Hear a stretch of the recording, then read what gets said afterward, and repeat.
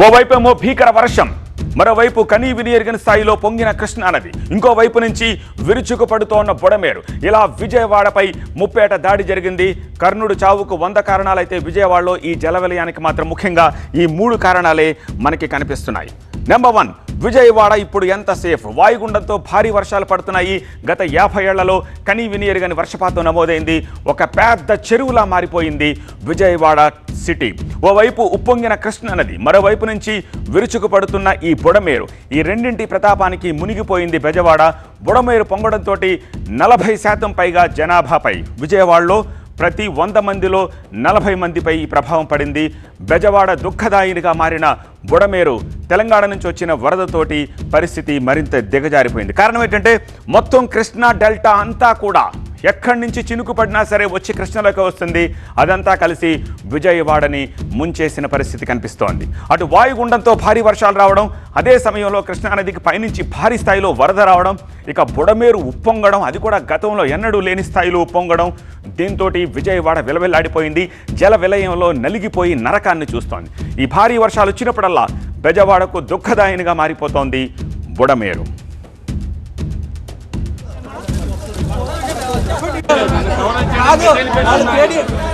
చూపించకపోతే ఇక్కడ ఏం జరుగుతుందో బయట ఎవ్వరికి తెలియదు. ఏ మీడియా ఆల్రైట్, విజయవాడలో ఈ జల విలయం గడిచిన 100 ఏళ్లలో ఎప్పుడూ లేనంత వరదతోటి విజయవాడతో పాటు ప్రకాశం బ్యారేజ్ పరిసరాలన్నీ జల దిగ్బంధంలోకి ఎలా వెళ్ళిపోయాయి? ఏ కాలనీలో చూసినా నడుము లోతుకు పైగా నీళ్లు ఎలా వచ్చాయి? నగరమేదో, నదేదో, ఊరేదో, చెరువేదో అర్థం కాని పరిస్థితి ఎందుకు వచ్చింది? ఇంతటి వరద విజయవాడను ఎందుకు ముంచెత్తింది? ఎక్కడెక్కడి నుంచి అంత వరద వస్తుందో ఒక్కసారి చూద్దాం. మీరు చూడొచ్చు, ఎగువన నాగార్జున సాగర్ ప్రాజెక్ట్ నుంచి 5.33 లక్షల క్యూసెక్కుల వరద నీరు వస్తోంది. అలాగే ఆ తర్వాత పులిచింతల డ్యామ్ దగ్గరికి 5.45 లక్షల క్యూసెక్కుల వరద వచ్చింది. పాలేరు నుంచి ఒక 53,000 క్యూసెక్కుల వరద వచ్చింది. మున్నేరు నుంచి 1.2 లక్షల క్యూసెక్కుల వరద వచ్చింది. సో పడిన ప్రతి చినుకు, కృష్ణా డెల్టాలో పడిన ప్రతి చినుకు వచ్చి చివరికి విజయవాడ ముంపుకు గురయ్యేలాగా చేసింది. దాని ఎఫెక్ట్ తోటి ఈ నాగార్జున సాగర్ ప్రాజెక్ట్ దగ్గర 5.33, అక్కడి నుంచి 26 గేట్లు ఎత్తి నీటిని కిందికి వదిలేస్తారు. ఆ తర్వాత దిగువకు వచ్చే కొద్దీ కృష్ణానదిలో ప్రవాహం అంతకంతకు పెరిగిపోయింది. ఆ తర్వాత స్థానికంగా ఈ డెల్టా అంతా కురిసిన వర్షపు నీటితోటి వాగులు, వంకలు పెద్ద ఎత్తున, పాలేరు నది, మున్నేరు నది, ఇవన్నీ కూడా చిన్న చిన్న వాగులన్నీ చేరి ఆ నది ఉగ్రరూపం దాల్చింది.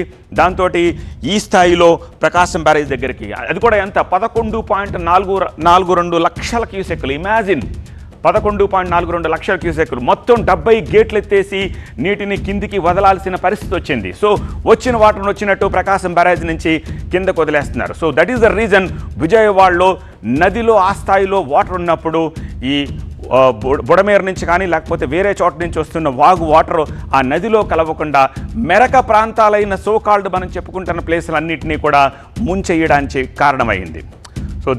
సో ఇది పరిస్థితి. ఎందుకు ఒక్కసారిగా ఈ పరిస్థితి దాపురించింది అంటే దిస్ ఈజ్ ద రీజన్.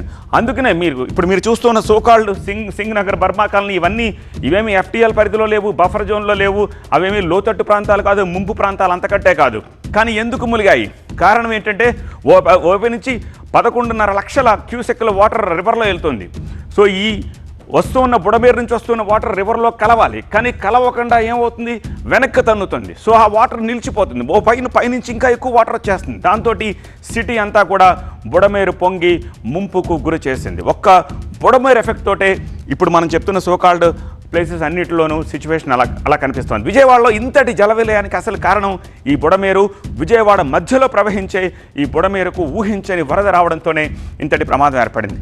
నిజానికి బుడమేరు దగ్గర నుంచి వెలగలేరు దగ్గర ఒక డ్యామ్ కట్టారు. అక్కడ ఒక 12 లాకులు ఉంటాయి. ఆ లాకుల దగ్గర బుడమేరు స్టెబిలైజ్ అవ్వాలి. అక్కడి నుంచి డైవర్షన్ కూడా ఉంది 2 రకాలుగా. ఒకటేంటంటే వెళ్ళి కొల్లేరు దగ్గర కలుస్తూ ఉంటుంది, ఒకటి వచ్చి కృష్ణలో కలుస్తుంది సంగమం దగ్గర. సంగమం పక్క నుంచి విజయవాడ ప్రకాశం బ్యారేజ్ నుంచి లోపలికి కలవాలి.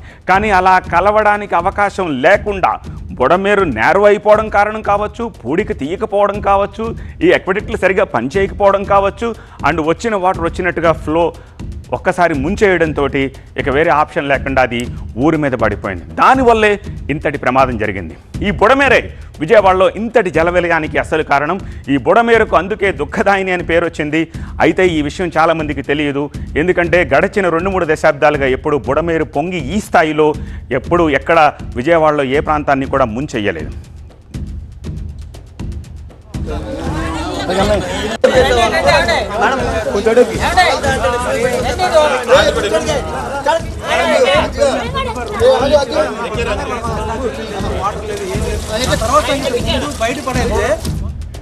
ఓకే, ఒక్కసారి ఈ ఎఫెక్ట్ మ్యాప్ను కూడా చూద్దాం. నేను ఇంతకుముందే ప్రస్తావించాను కదా, వెలగలేరు లోకల్ నుంచి జీకొండూరు, శాంతినగర్, ఇబ్రహీంపట్నం, గుంటుపల్లి, గొల్లపూడి మీదుగా ప్రవహించే ఈ బుడమేరు వాగు దుర్గామల్లేశ్వర స్వామి ఆలయ సమీపంలో కృష్ణానదిలో కలవాలి. సంగమం దగ్గర కూడా ఒక పాయ వెళ్తుంది, అలాగే బ్యారేజ్ దగ్గరికి వెళ్తుంది. ఒకటి ఏంటంటే అటు కొల్లేరు సరస్సులోకి వెళ్ళిపోతుంది, అలా వెళ్ళిపోతుంది. అయితే కృష్ణానది ప్రవాహ తీవ్రత ఎక్కువగా ఉండడంతో ఈ వాగు వెనక్కి వస్తోంది, లేదా చాలా స్లోగా కలుస్తోంది నదిలోకి. దాంతో ఈ గొల్లపూడి, భవానీపురం మీదుగా ఈ బుడమేరు వరద ముంచెత్తింది. తద్వారా ఈ అజిత్ సింగ్ నగరు, ఆటో నగరు, ఇప్పుడు మనం చెప్తున్న సోకాల్డ్ మిగిలిన ప్రాంతాలన్నీ కూడా కండ్రిగా, ప్రకాష్ నగర్, పాయకాపురం, నున్న, చిట్టి నగర్, ఈ ప్రాంతాలన్నింటినీ కూడా ముంచేసింది. దాంతోపాటు ఈ నున్న, గన్నవరం, సింగ్ నగర్ వెళ్ళే మార్గాలు ఉంటాయి కదా, ఆ కనెక్టివిటీ అంతా కూడా కట్ చేసింది. అనేక ఇళ్ళు, అపార్ట్మెంట్లు అవన్నీ కూడా ఇంకా వరదలోనే ఉన్న పరిస్థితి. విజయవాడలోని పలు ప్రాంతాలు ఇలా నీట మునిగిపోవడానికి ఈ బుడమేరే పొంగి ప్రవహించడమే కారణం అని చెప్పి స్థానికులు, పెద్దవాళ్ళకి బాగా తెలుసు, వాళ్ళు అంటున్నారు.